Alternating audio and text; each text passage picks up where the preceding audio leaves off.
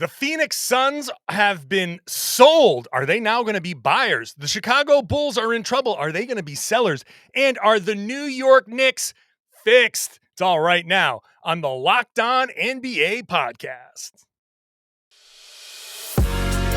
You are Locked On NBA, your daily NBA podcast. Part of the Locked On Podcast Network, your team every day.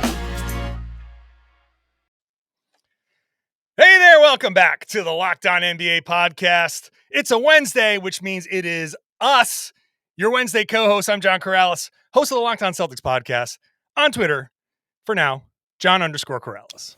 I'm Jake Madison, host of the Locked On Pelicans podcast. I'm on Twitter at NOLA. Jake, you were off last week and had Tony on subbing in for you, and I think at one point he forgot to say his name in the intro. All he needs to say is not John Karalis. That's all he needs to say. That works. You're for one of us. Ratings go up then. I'm not that guy. I want to thank everybody for making this show your first listen. Find this show everywhere podcasts exist. If this is if your first time joining the show, hey, welcome aboard. You want to get the nitty gritty, the down and dirty details of each one of these games, the 4 games on the schedule tonight, the game to game. If you're looking on your NBA feed, Locked On NBA feed, and you see in game to game, you say, what's that? That is all the little details of each one of these games tonight. What we're talking about here is the big picture stuff. Later on, the New York Knicks, they demolish the Steph Curry-less Golden State Warriors. We'll see if the New York Knicks are fixed. Chicago Bulls, trouble over there in the Windy City. What are they going to do? Are they going to be sellers? But Jake, it turns out that the Phoenix Suns are worth about $8 billion because Rob Sarver's portion plus a few others, 51% of the team just sold today for $4 billion. Oh my God, Jake, that is a lot of money for half a basketball team. Now, it might be a little bit higher than 51%. We're not entirely certain. I don't think we'll get some of those details, but it tells you that teams, the Phoenix Suns, could be worth $8 billion. Their floor on this is something like probably $6 billion, you would imagine. Like, somewhere in that that's a lot of money. That is a lot of money and tells you how much people want to own these teams and how much the values for owners have skyrocketed in the past 15, 20, 10 years. So many places to go here. I'm looking at teams. First of all, there's a ton of money coming in, new TV deals coming in. They're working on a collective bargaining agreement. There's talk of expansion some point within the course of this next collective bargaining agreement. And when you see a team sell for, like, not the whole team sell for $4 billion, what's stopping one of these owners or ownership groups from selling portions of their team to raise some money and say, hey, here's 25% of the team, give us $1 billion, and changing. This could change a lot in the NBA. I'm just flabbergasted by the amount of money coming into Phoenix. Well, it's they just kind of approved that rule, right? That sovereign wealth and sovereign entities can buy in. They even said that endowments could buy into NBA teams too. You know, we're having college night here on Locked On NBA. If you're watching on YouTube, we got Emerson and Tulane here being represented. And, you know, in college endowments could, in theory, use some of their money to buy into a team and things like that. And it's just kind of opening the door for a lot of those type of things. You know, you brought up when we were kind of planning out the show, if Steve Ballmer bought the Clippers for $2 billion 8 years ago, you said. What's stopping him, because that team's valued well more than that now, of selling a percentage of the team for $2 billion? Ballmer might be an outlier, to be honest. His net worth is $80 billion. The dude doesn't need $2 billion in cash whatsoever. No, but there's others that do. I own an NBA basketball team and net payment is $0. I think what's cooler than that is saying I own 100% of it and not having to have like annoying. Look, we've seen minority owners get some people in trouble. Sure. But let's talk about the Phoenix Suns here, because I think this could be a real game changer on the court this season. Because look, Sarver, notoriously cheap, and also notoriously like not a good person. And so, first of all, new guys are going to come in, clean all of that out, you would assume. And secondly, you just put a lot of money into this team. You want to get some money back. What better way to get that money back than a deep playoff run? Everybody talks about how wide open the West is. The Suns are notoriously cheap. How about opening up the purse strings? How about paying a little bit of money? How about putting some money out there for the, in trades and bringing money back in trades? All of a sudden, a lot of things that haven't been on the table for the Phoenix Suns, especially now with Chris Paul basically at the end of his career, I think a lot of stuff is now in play for Phoenix. I think this move can suddenly turn them into aggressive buyers over the next couple of months. Yeah, it could be. Monty Williams said this in his pregame press conference. He couldn't go into details, he said, but it sounds like this will give them some sort of stability that they really haven't had just yet. They have one like an interim governor right now, or a replacement governor that's kind of standing in for Sarver. But at the end of the day, it sounds like there are some restrictions placed around them to not necessarily move some people out of the organization. And what other limitations are there? Are they allowed to approve trades? Could this run into a situation where the then New Orleans Hornets were owned by the NBA and you had Stern veto a trade, right, as the owner, and it creates those type of situations here. They've been looking to move Jay Crowder. Do they really have permission to move Jay Crowder and bring back more salary in a trade? It kind of frees them up for all of this. You have to imagine their new ownership is going to come in and be like, do whatever you need to compete. You're not spending $4 billion and then going to cheap out on a couple of million at this point in time. So you have to imagine that this turns them, they're not actually a small market, right? Like Phoenix is one of the top 6 markets in the United States right now. Like this has the feel of being like a sleeping giant. You kind of rebuild the internal culture as they push out all of the bad people. It just makes this kind of organization a joy to be around. Let's say it works out that way. They spend money. They pay the luxury tax. They're already good. The biggest thing that scares you about them is probably Chris Paul's health more than anything else. Right. And if that's all you're really worried about, look, money can paper over some of that. Yeah, you can now pay some of these guys that are on the roster that you're wondering, are they going to pay everybody? Are they going to bring back some of these key role players? Are they going to make moves to address some of these shortfalls that they have, though, especially the one left by Jay Crowder? Are they going to make up with Jay Crowder? Is there a possibility somewhere that they could go back to Jay Crowder and be like, hey, we need you. Is there something we can do financially to have you come back and accept your role? Because that could just be a simple conversation with him, and maybe that relationship is dead. But what I'm saying here is so many possibilities have been reopened. By the way, today's show is brought to you by BetterHelp. As the world's largest therapy service, BetterHelp has matched 3 million people with professionally licensed and vetted therapists, available 100% online. Learn more and save 10% off your first month at BetterHelp.com/LockedOnNBA. So Jake, the possibilities, I think, nothing's off the table when it comes to the Phoenix Suns now. Nothing is off the table. Would you say everything is possible? Anything is possible? What's the line? I would say, yes, in true Kevin Garnett fashion, I got to lean back. Anything is possible! But look, the Suns are a game out of first place. They're right at the top. They, in the mix. Denver has a shot at the top. Memphis is at the top. Your New Orleans Pelicans have been in that mix. The Clippers are right there. You go all the way down to the Mavs and the Warriors, and you're still within 5 games of first place. So everything is wide open. I think this is such a game changer for the Suns that this could be the thing if we're looking back at the season in June. Now, I don't know if the Suns are going to be the team that comes out of the West, but this could be the thing that makes the Suns, that differentiates the Suns, because, like you said, they're not a small market. That is a wonderful city to play basketball in, because you're in the Southwest heat during the coldest portion of the year. The golf is great in Phoenix. People go to Phoenix and have been rejuvenated over the course of their careers. All of a sudden, the Suns could be a destination city. That's huge. I'm not going to say that just yet, but yeah, look, money talks, and that's going to do a big job of this. And you mentioned them kind of making a move. It seems like the NBA wants to fast track this. They want the new owners in there. They don't want to have Sarver probably owning the team over All-Star weekend and then having this stuff kind of still swirling around about that. You'd like to have the new owner in place.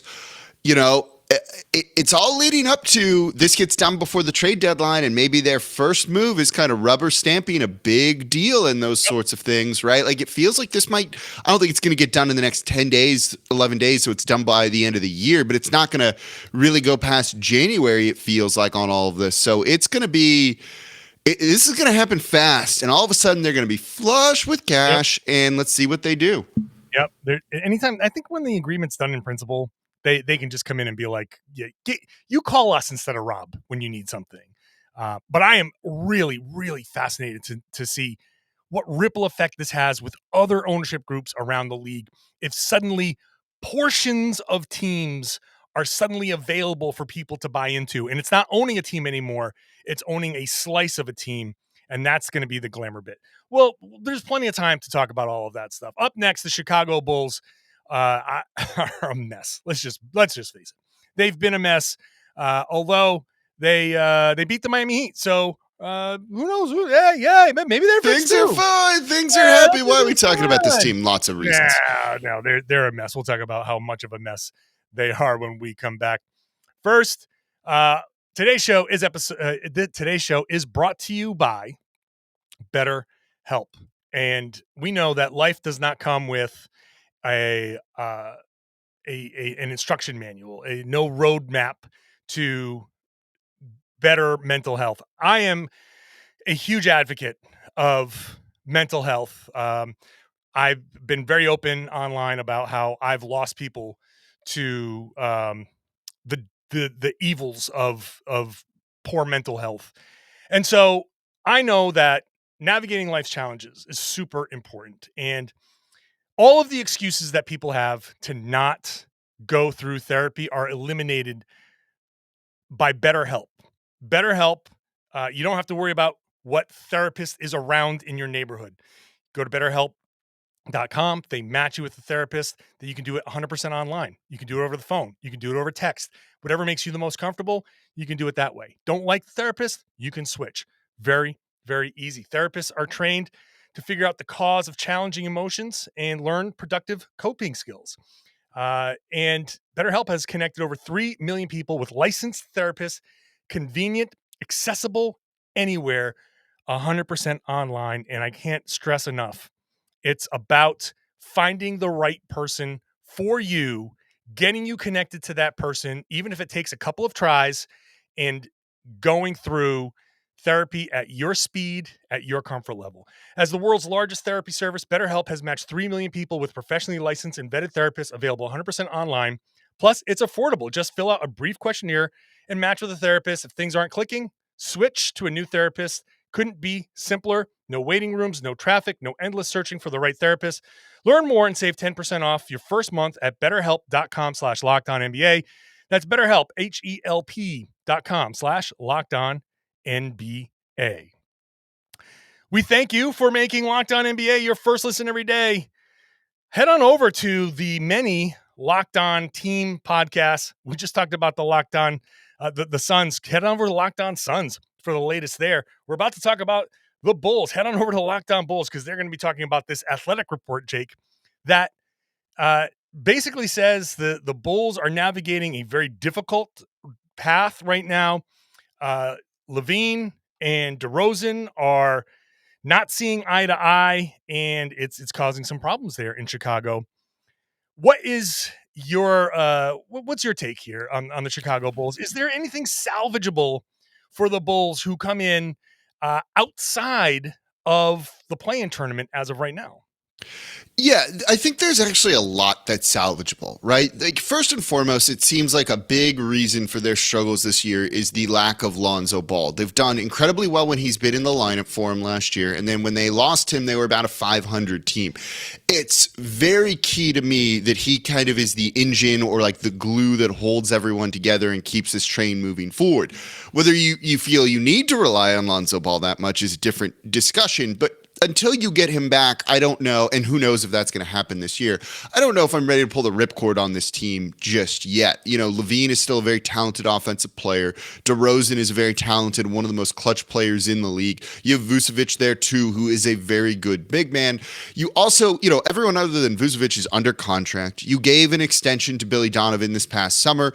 Look, all of those reasons, it's just maybe a one-off year with a key injury to you. You get Lonzo Ball healthy, you come back, and you're up. They were 10 games over 500 last year, I think, and that's what you look to do again, and kind of fixes some of those problems. And you just chalk this year up to being very unfortunate. So I don't know if you need to start selling everything off because of that yet. That said, it still doesn't look good on the court right now. If these reports of Zach LaVine and DeMar DeRozan not getting along are true, that's not a good thing. And they're one of the poor offensive teams we've seen this year, where it's just a lot of individual play. And that I don't know if something that gets better necessarily. And that really starts to be a problem. Zach LaVine just signed an extension, a max deal. If he's not happy there and he starts grumbling of wanting out, you start to hit a Houston Rockets with James Harden situation, and that was basically untenable for everybody, and they were forced to move him. And at that point, the teardown begins. So it's not great. It's certainly not great, but I think you can also just kind of chalk it. Like, if you're looking for a scapegoat or an excuse, something to point to not tear it down beyond the pick situation, which also isn't good for them, it's the Lonzo Ball injury. Yeah, I get it. I get it. But and Lonzo Ball is good. He's a good player, and he ties a lot together for them. But when you've invested a lot in money, picks, players, a lot to get Zach LaVine, DeMar DeRozan, and Nikola Vucevic on the same team, whether or not Lonzo Ball is healthy should not be the difference between your team being great and your team being terrible. The Lonzo Ball injury should be the difference between, okay, the Bulls were the number 1 seed, and now they dropped to the 4 seed. They're still struggling. They're struggling a little bit without their point guard, but they're figuring it out because they've got LaVine, DeRozan, and Vooch, and if that's your big 3, you should be able to lean on those 3 guys. That's where I say, no, I don't buy it.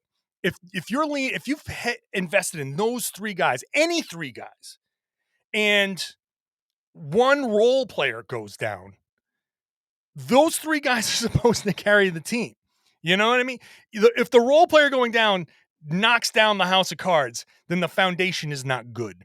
It's not surprising. Like, recently you heard DeMar DeRozan talk about, I really thought I was going to LA. He kind of was asked about that and kind of was willing to talk about, I thought I was going to LA. I'm surprised I'm not in LA.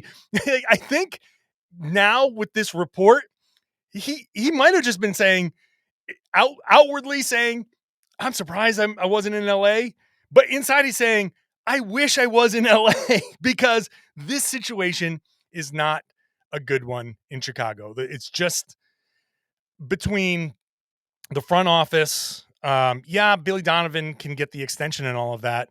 And they've got some players that are intriguing and young guys that you can say, okay, hey, there's some potential there in these young guys, but I don't see a future. I don't see Vooch sticking around. I don't see DeMar sticking around or being that much of a difference. I think the ship has sailed in the Chicago Bulls. So you're not necessarily wrong. I just don't think they're going to end up tearing it down for a couple of reasons. One, you also have Vucevic, who's going to be a free agent. They'll probably try and re-sign him. We'll see, but it seems like he's going to test the free agent market. Given this is a lackluster class, his price probably goes up. DeRozan's eligible for a big-time extension. I don't know if they want to give it to him yet. When you have those kind of looming decisions, it's like, what are you doing here? If your team's already bad and you're just going to re-sign everyone and you're still bad now, that's not going to improve you necessarily. The problem is their first round pick this year being owed to Orlando in that Vucevic deal. It's top 4 protected so they could keep it, but if they just sell pieces off and outright tank, it's 50%. It's a coin flip. It's 50% they would remain in the top 4 in this loaded draft, right? Or at least, the top of it's really good. I don't know if it's I don't know if I like those odds, right? It's kind of like when you're playing poker and you're trying to figure out if you're pot committed or not. And it's like, are the odds and the pricing kind of pushing me out? Do I basically have to stay in it at this point? 50% chance to keep your pick feels like you may as well push for the play-in tournament, see if you're peaking at the end of the season and then go for it. But certainly they don't look like a title contender. If that pick was just theirs, yeah, like sell it off and, sell off pieces, get bad, try and get Wemby and move on from there. They're just not in position to do that. And when you kind of look at their future, it's like, what else is it than signing all of these guys and trying to run it back with Lonzo Ball? And that's kind of that, which is not a great spot to be in. But it's really the math on that pick that makes me think they can't do anything else. I just say, you know what? Eat it. Just don't.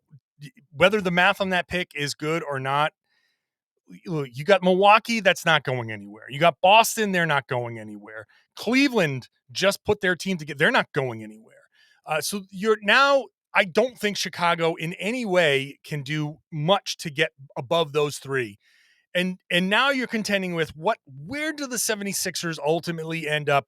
What happens with the Brooklyn Nets? Are these teams on the come up going to be better? Like look at the Orlando Magic, who are they have multiple picks in this upcoming draft. Could very easily get Wembanyama, but also they're talented on their own. Banchero, I just watched Banchero beat the Celtics twice. That dude is legit.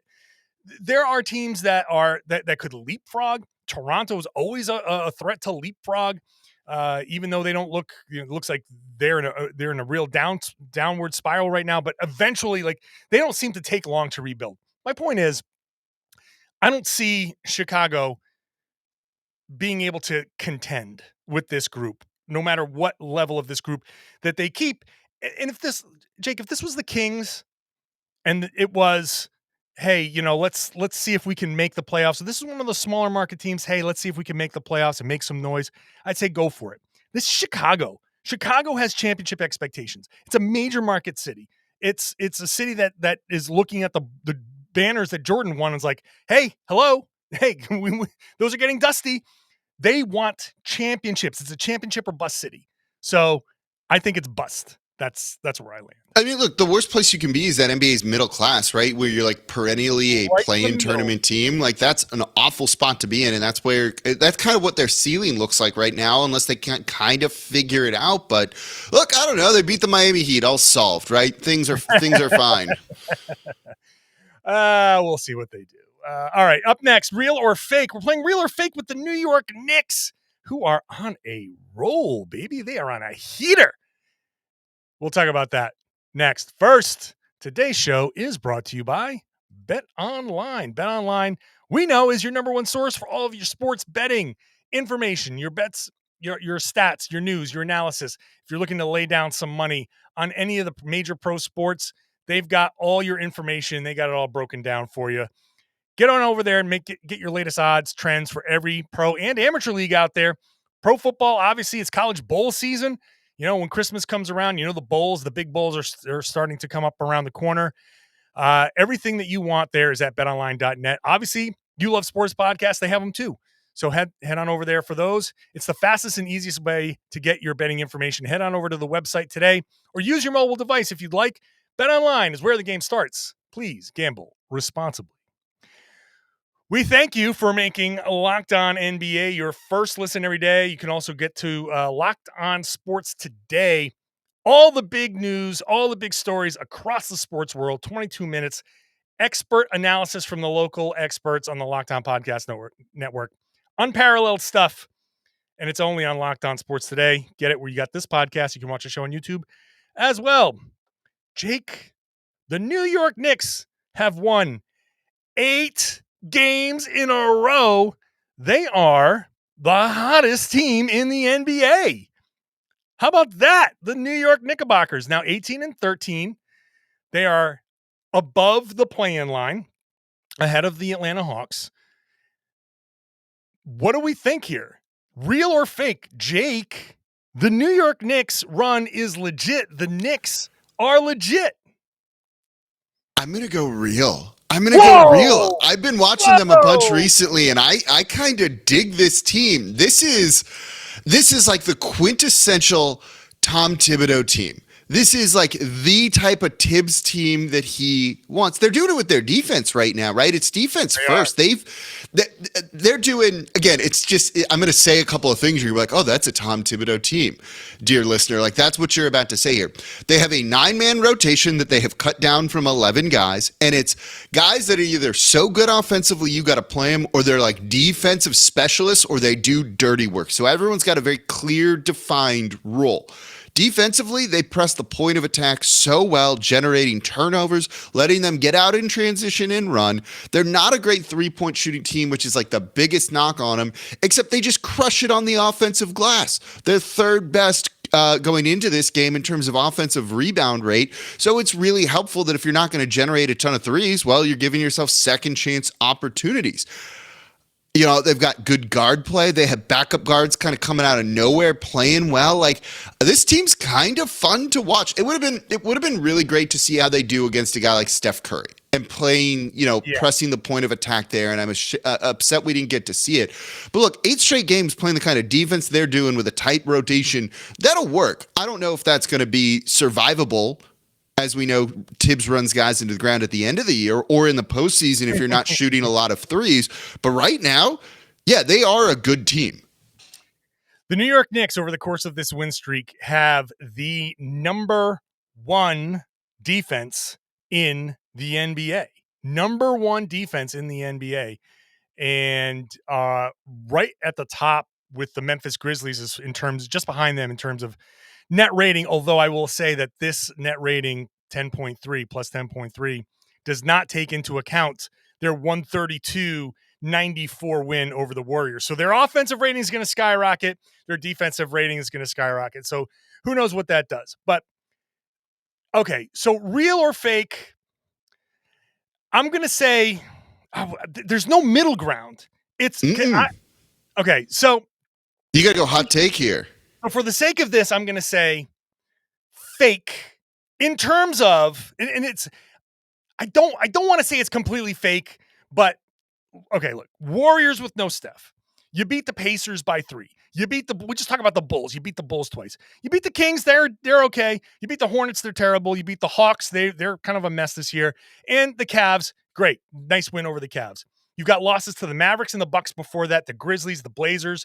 So the Suns, they've lost to good teams. They're beating the bad teams. And so it's nice that the Knicks have done this. And they've done it the right way. They're playing great. They're getting great performances out of key guys and guys that they haven't had great performances from before. Mitchell Robinson is playing out of his mind. They've got obviously Jalen Brunson is kind of at the center of all of this, but McBride and Grimes are coming in and playing big minutes, and you've gotten away from Derrick Rose and you've gotten away from Evan Fournier, so you've gotten away from the guys that have been problematic defensively. You've gotten back to your roots. Totally believe in all of that. That's great. They're doing the right thing. Shouts to Tibbs for doing the right thing. It's fake-ish to me because I want to see it against. First of all, I want to see it against the good teams, and I want to see it sustained because we've seen these runs before. And I think it's great to celebrate. We should celebrate that the Knicks have figured a lot of things out.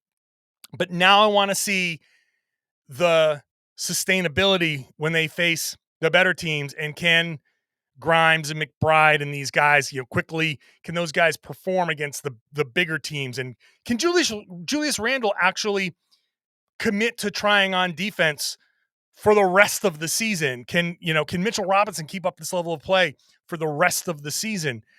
It's certainly possible that they can. I'm not ruling it out. This is not my level of out that I was on the Chicago Bulls. I think it's possible. I just haven't seen it enough. I just don't believe it against the competition that they've played, but giving them full marks, full credit for what they've done so far. Yeah, that's kind of the big question about them is the sustainability. Again, Tibbs teams haven't done particularly great in the postseason. He tends to run his guys into the ground. Are they going to be the same team, in game 82 as they are right now when they're running a 9-man rotation over the season and you've frozen out guys like Derrick Rose, right? Derrick Rose right now is playing the mentor role really well. But is he going to be upset that he's not playing at a certain point? And does that start to cause issues, right? We saw Julius Randle 2 years ago make an All-NBA team look really good, win most improved player. And then last year it looked like he wanted to be anywhere else other than playing for that team. And he looks closer to what he looked like 2 years ago than last season. But it also does feel like that could change on a dime. And so those are some of the big questions around this team now. What they're doing, they do really well, but it's also one injury away from potentially falling apart, right? You got, and that's the case for a lot of teams, obviously. But if Tibbs isn't going to play some of these younger guys or some of these guys that he just doesn't think fits defensively, and all of a sudden you need to, and you're kind of relying on these like defensive role players a lot of the time, like that's the type of thing that can hurt you. If you go up against a big team, you're not able to grab some offensive boards like you normally do. Is that going to really hurt them because they don't shoot enough threes? Though they got hot in this game at times. Those are the type of things that worries me. But right now, they're pretty fun to watch on defense. And Julius Randle's playing well. Brunson looks good. Deuce is pretty fun as well off the bench, right? Like they've got the kind of things that they're doing well down, and I'm digging it right now. But long term, you're right. Like let's wait and see a little bit here. Yeah, I would like to see them kind of take that next step. And look, this puts them right in the mix here. They are percentage points back behind the 76ers, both 4.5 games back, but the Sixers one fewer win, but one fewer loss. They're in that mix. I don't know what's going to happen with Atlanta or Miami or any of these guys, any of these teams below 6. The East is not as spread out as the West. The East is much more top heavy. The Knicks do have a chance to avoid the play-in tournament if this is real, because I don't believe exactly in the Atlanta Hawks. I think the Magic's kind of run out of Miami, and the Pacers are going to fall apart, I think, at some point. And I just don't trust Chicago. So there's going to be this big mess from kind of 6 through 10. Why not the Knicks? The Knicks can absolutely. Why not the Knicks? Their fans are going to love that, right? What a ringing endorsement. Hey, man, it's the best I can do. So, hey, okay. So fake-ish for me. Yeah, realish for me. Realish for Jake. And we're done-ish. So that's the end of the podcast. As always on Wednesdays, I'm John Karalis, host of the Locked On Celtics podcast. Find me on Twitter at John_Karalis. I'm Jake Madison, host of the Locked On Pelicans podcast. I'm on Twitter. It's at NolaJake. I want to thank everybody for listening, for watching. If this is your first time, you haven't subscribed, smash that subscribe button. Hop into the comment section on the YouTube page. Let us know what you think about those 3 topics. The Suns being sold, the Chicago Bulls, do you believe in them? And the Knicks, are you on the real side or the fake side? Tomorrow's Locked On NBA. Nick Angstead, Pat the Designer. Always a fun show. Thank you all for listening and for watching. Now share the podcast. Tell your friends and family that they should be watching and listening to the Locked On NBA podcast here on the Locked On Podcast Network. Your team every day.